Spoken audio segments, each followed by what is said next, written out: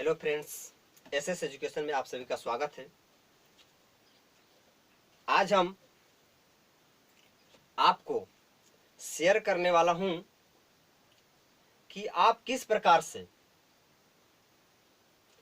Good morning, good noon, good afternoon, good evening, good night का प्रयोग सही एवं एग्जैक्ट समय किस प्रकार से लोगों के साथ, अपने से रिश्तेदार, बड़े और पद में उच्च अधिकारियों के साथ किस प्रकार से आप ग्रीटिंग कर सकते हैं, उनका अभिवादन कर सकते हैं।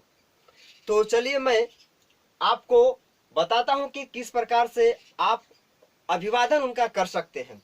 So let's begin. Good morning greeting करने का सबसे अच्छा गुड मॉर्निंग को माना जाता है। गुड मॉर्निंग, गुड मॉर्निंग जो आप बोलते हैं, उस गुड मॉर्निंग का प्रयोग आप सुबह के 5 बजे से लेकर के दोपहर के 12 बजे तक, आप कभी भी इन बीचों में 5 से 12 बजे के बीच में आप किसी के साथ गुड मॉर्निंग का प्रयोग कर सकते हैं। जैसे एग्जांपल के तौर पर देखें, good morning, good morning sir, या कह सकते हैं गुड मॉर्निंग डैड।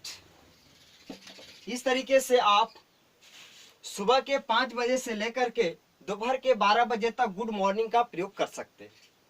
आगे देखते हैं good noon.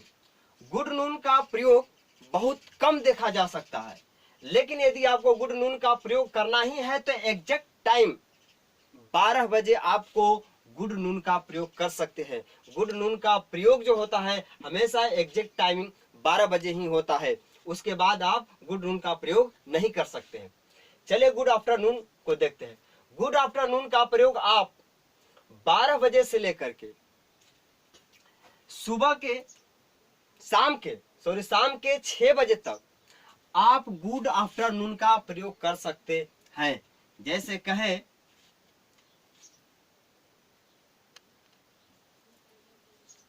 Good afternoon sir, इस तरीके से आप प्रयोग कर सकते हैं। दोपहर में गुड आफ्टरनून का प्रयोग कब करना है तो आपको 12 बजे से लेकर के शाम के 6 बजे तक, कभी कभी आप शाम के 5 बजे तक भी इसका प्रयोग कर सकते हैं समय के अनुसार। जैसे कि सनसेट है, सनसेट के पहले कभी कभी मौसम परिवर्तन की वजह से 6 बजे से पहले सनसेट हो जाता है, तो सनसेट से यानी सूर्यास्त होने से पहले आप गुड आफ्टरनून का प्रयोग कर सकते हैं। गुड इवनिंग की अगर बात करें तो गुड इवनिंग का प्रयोग आप शाम के 6 बजे से कभी भी, आप शाम के 6 बजे से कभी भी, चाहे 7 बजे आप कर सकते हैं, शाम को 8 बजे शाम को कर सकते हैं, 9 बजे तक आप गुड इवनिंग का प्रयोग कर सकते हैं। सनसेट के बाद कभी भी आप गुड इवनिंग का प्रयोग कर सकते हैं। गुड नाइट की अगर प्रयोग कहें तो प्रयोग देखिए, गुड नाइट का प्रयोग बाय के अर्थों में होता है। जैसे अभी किसी को आपको बाय बाय कहना है तो बाय बाय के अर्थों में हम गुड नाइट का प्रयोग करते हैं। जैसे गुड नाइट का प्रयोग बाय बाय के अर्थों में किया जाता है, बाय बाय के सेंस में किया जाता है। कहें तो गुड नाइट का प्रयोग विदाई के समय, कभी भी आप रात में जब आप विदा ले रहे हैं उस समय आप गुड नाइट का प्रयोग कर सकते हैं।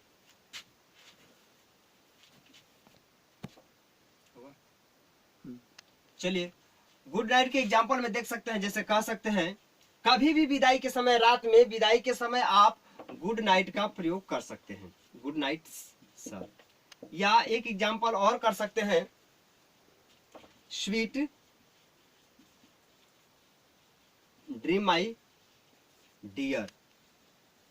इस तरीके से आप गुड नाइट का प्रयोग बोल सकते हैं कि स्वीट ड्रीम माई डियर।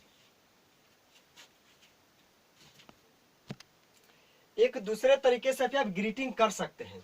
जैसे कोई भी व्यक्ति यदि आपसे दिन में किसी भी समय मिले और आप उसे विदा लेना चाहते हैं तो आप उसे good day to you sir कह करके आप उसे विदा ले सकते हैं। यदि अचानक आपको दिन में किसी से भेंट हो जाती है तो आप उसे कह सकते हैं, अंग्रेजी में बोल सकते हैं कि प्लीज टू मीट यू, आपसे मिलकर के खुशी हुई। इस तरीके से आप वैसे लोगों से अभिवादन कर सकते हैं। नोट की अगर बात करें तो आप अभिवादन करने के लिए हाय या हेलो शब्द का भी प्रयोग कर सकते हैं। कब करना है? हाय और हेलो का शब्द वैसे लोगों के साथ आप कर सकते हैं जैसे आपके कोई बराबर का हो, आपका कोई मित्र हो, आपका कोई सहपाठी हो। ऐसे लोगों के साथ आप हाय हेलो का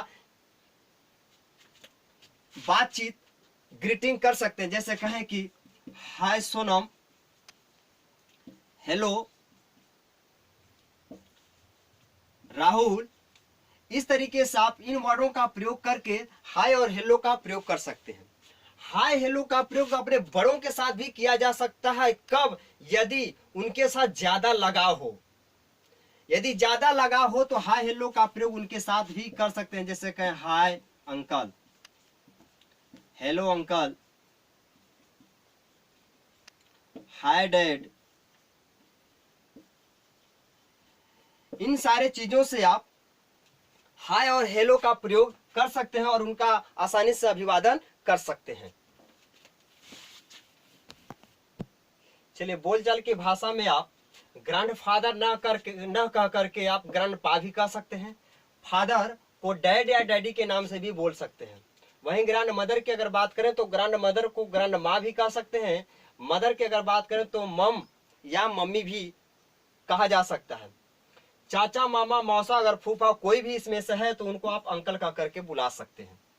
चाची, मामी, मौसी, अगर बुआ की बात करें तो इनमें से आप उनके मीनिंग को न देखते हुए आंट या आंटी आप कह करके बुला सकते हैं। पुरुष के आदर सूचक शब्दों के लिए आप सर का प्रयोग करें।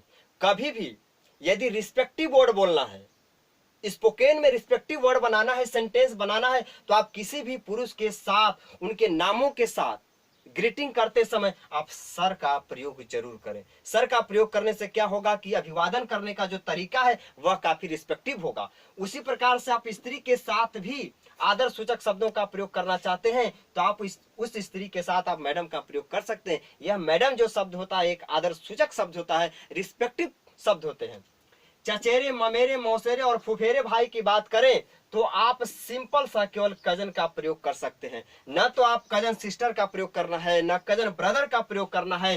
कजन सिस्टर और कजन ब्रदर का प्रयोग करना अंग्रेजी में मान्य नहीं है, गलत होता है। तो आप चचेरे, ममेरे, मौसेरे और फुफेरे कोई भी भाई हो तो आप उसे कजन बोल सकते हैं। कजन सिस्टर कहना गलत है, कजन ब्रदर कहना गलत है। तो चलिए, आज हमने वीडियो को बस यहाँ तक अंत करते हैं, समाप्त करते हैं। तो ग्रीटिंग करने का जो सबसे बड़ा कंफ्यूज था, तो सारे कंफ्यूजों को हम इस वीडियो में दूर कर दिए। तो अगर यह वीडियो आपको अच्छा लगे तो सब्सक्राइब, कमेंट करना न भूलें। सब्सक्राइब करने से आपको यह फायदा रहेगा कि जो भी वीडियो मैं अपलोड करूंगा आपके पास पहुंच जाएगा।